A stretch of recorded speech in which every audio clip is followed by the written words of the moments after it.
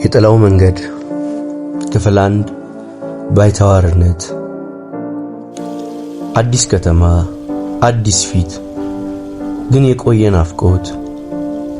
በዚህ ከተማ የሰው መዓት እንደ ጎርፍ ይፈሳል። ሁሉም የራሱ ጉዳይ አለው፣ ሁሉም የራሱ ሩጫ አለው። እኔ ግን በከተማዋ መካከል ቆሜ የራሴን ጥላ እንኳን መለየት አቅቶኛል። ኪሴ ውስጥ ያለችው ሳንቲም ከህልሜ ጋር አትመጣጠንም። አንዳንዴ ሌሊት ከእንቅልፌ ስባንን የድሮ የከተማዬ ሽታ ከፍንጫዬ ላይ ይመጣል። ያቺን ልጅ አስባታለሁ፣ በርታ ትለኝ የነበረችዋን።